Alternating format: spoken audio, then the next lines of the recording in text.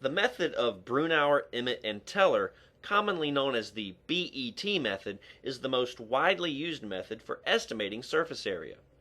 The BET equation and its linear form are shown in this slide, where the standard form describes the isotherm, where Q sub A is a function of relative pressure. In the BET equation, Q sub A and Q sub M have the same meaning as in the Langmuir equation. However, relative pressure is employed rather than absolute pressure, and C is a constant associated with the adsorption energy. If the isotherm data conforms to the BET model, plotting the left side of the linear equation as a function of relative pressure, similar to the Langmuir plot, will yield a graph with a linear region. The values of the slope of the linear region and the y-intercept allow the numerical value of the monolayer capacity to be determined, as well as the C value. The specific surface area of a solid is the number of molecules in the monolayer multiplied by the surface area occupied by one molecule at the analysis temperature, divided by the sample mass. It is calculated as follows. The monolayer capacity, Q sub m, expressed in moles as determined by BET or Langmuir, is multiplied by Avogadro's number, or 6.023 times 10 to the 23rd molecules per mole, to yield the number of molecules required to completely cover the surface. This number is multiplied by the area occupied by each molecule. In the case of nitrogen at liquid nitrogen temperature, this area is 0.162 nanometers squared per molecule. To determine the specific surface area, the total surface area is divided by the mass of the sample used in the test. The next few slides provide examples of determining the BET surface area of different materials.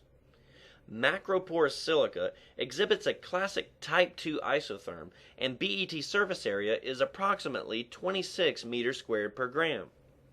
Silica alumina is a common catalyst support. It is an amorphous material with 10 nanometer pores.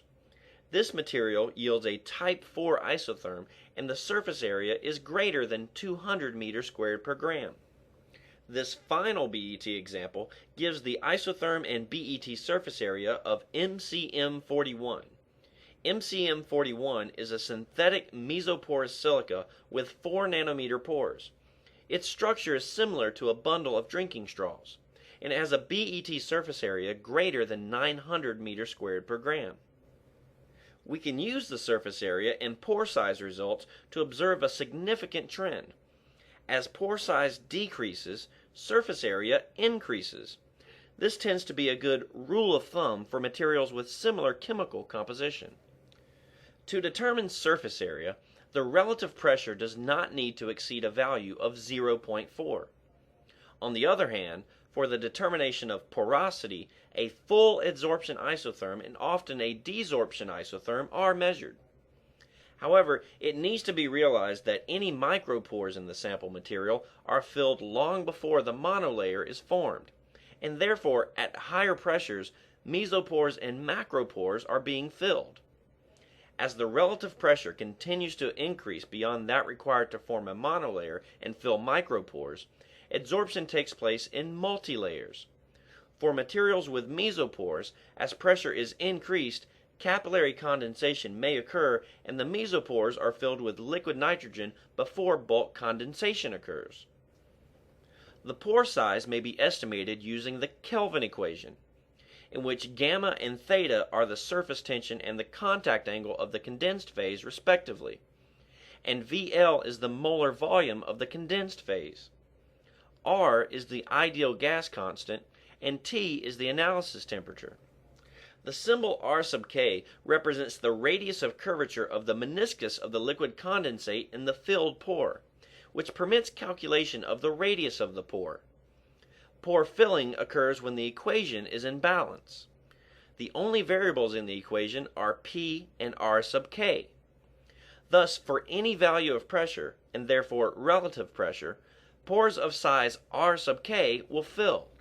In addition to capillary condensation, for any unfilled pore, as pressure is building towards its critical filling pressure, the walls of the pore are being coated with layers of adsorbed molecules. The thickness of this layer of film is a function of pressure. Thickness at any pressure can be determined using one of several thickness equations derived for specific adsorbent and adsorbate combinations, such as the Halsey and Harkins-Urey equations. Therefore, the pore being filled is the remaining open core of the actual pore in the sample material. The radius of the pore, r, is the sum of the radius calculated by the Kelvin equation, r sub k, and the thickness, T, of the adsorbed layer on the internal wall of the pore. In other words, R equals R sub k plus T. At the end of the adsorption isotherm, as the relative pressure approaches unity, point D on this slide, all pores up to approximately 200 to 300 nanometers will be completely filled with liquid. The total pore volume of the solid can be determined by taking the cumulative volume from the y-axis of the adsorption isotherm and applying the Gervich rule, which converts the quantity of gas adsorbed into its volume in liquid. For the common case of nitrogen adsorption, the simple equation T times P times V equals phi times Q sub A is used to estimate pore volume. Phi converts quantity adsorbed to a liquid volume, and this liquid volume is commonly accepted as the pore volume. The term texture, introduced at the beginning of this presentation, can now be appreciated. Texture refers to a combination of physical features of a solid surface, whether the particle is a drill core sample or an accumulation of finely divided particles.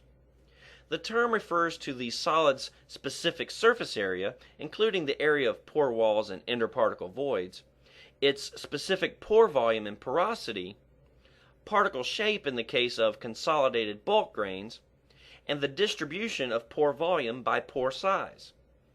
The surface and porous textures of a solid directly influence its behavior in a number of applications.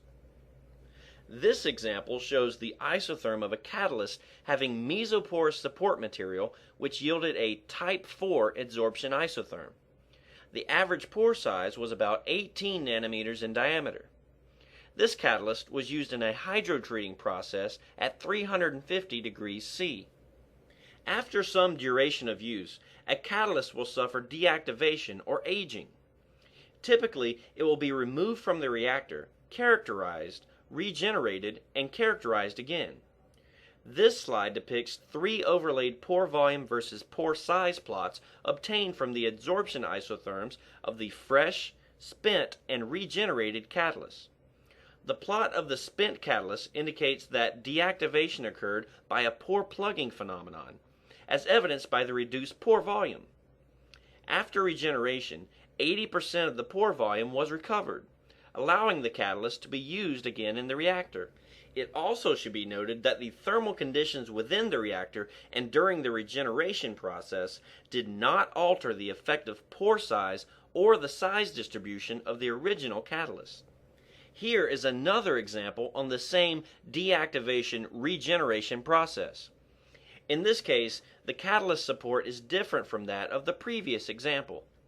The graph clearly shows that the severe thermal conditions in the reactor have shifted the effective pore size and skewed the pore volume versus pore size distribution from that of the original catalyst, indicating that in spite of the fact that the pore volume of the spent catalyst was once again 80% recovered, the catalyst activity will have been reduced to an unacceptable